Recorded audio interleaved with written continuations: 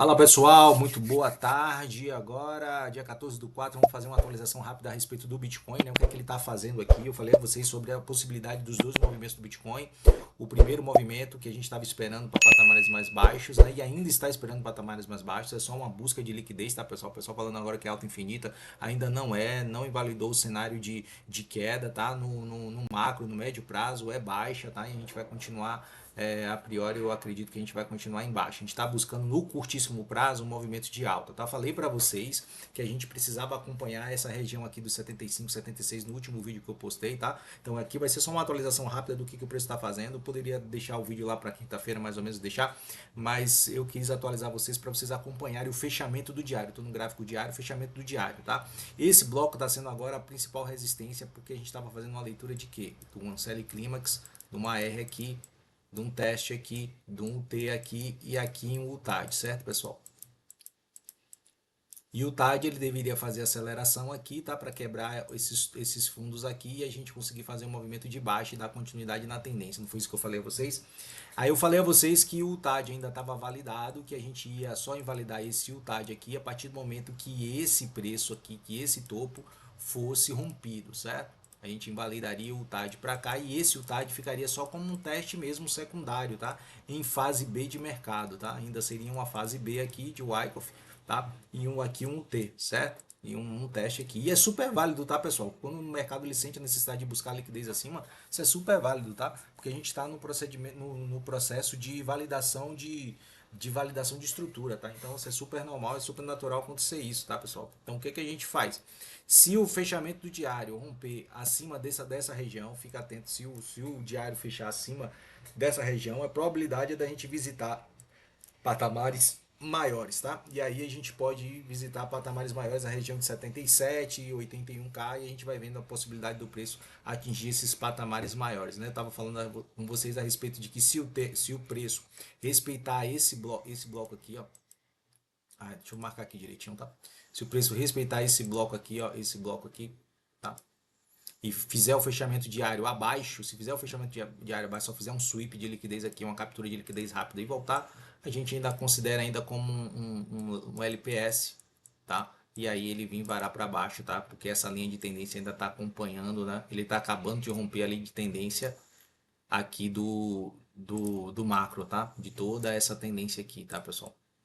Ele está rompendo a linha de tendência agora, tá? Então a pior a gente pode fazer ainda, tá? O que que ele está fazendo agora?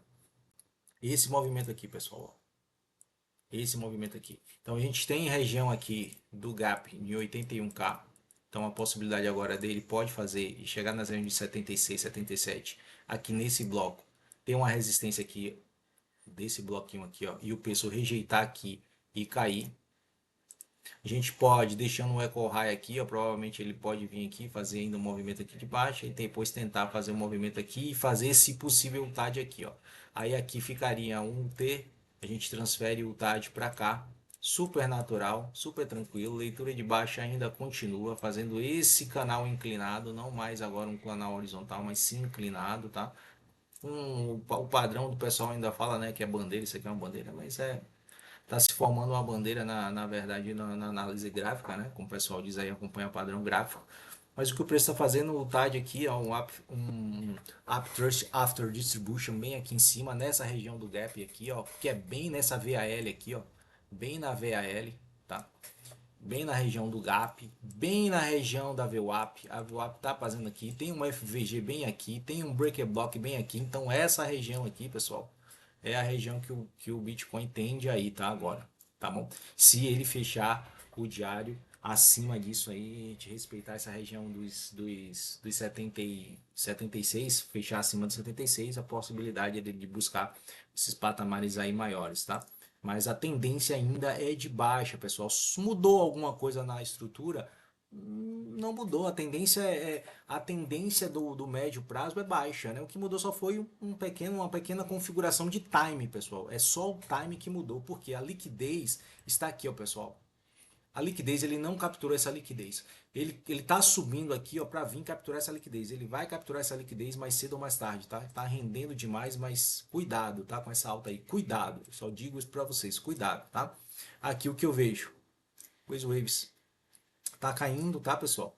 Então a tendência dessa altinha aqui é a probabilidade de tá vindo um volume comprador aqui, tá vindo, mas não é algo para se surpreender, para dizer assim, ah, é alto infinito, o preço vai varar para regiões muito acima, tá? Até porque uma parede aqui no curto prazo, ó, essa parede aqui, ó, com tanta confluência, tá, pessoal? Região de VAL, com região de gap, com região de FVG, com região de uptrust, com região de breaker block, entendeu? Com liquidez aqui embaixo, pessoal, só tem uma liquidez pequena aqui em cima, com equal high aqui em cima. Então, pessoal, a tendência realmente é que o preço faça esse movimento aqui, ó, e depois caia, tá? Então a gente vai acompanhar esse movimento aqui, ó, essa tendência aqui de alta aqui no macro, vamos esperar essas validações aqui no diário, tá? Se o diário não fechar acima, fechar abaixo, valida ainda aquela leitura que ele pode vir só fazer um movimento aqui, ó, fechou aqui abaixo, um LPS, e aí a gente vem e cai, tá bom? E visitar regiões dos patamares mais baixos agora, tá?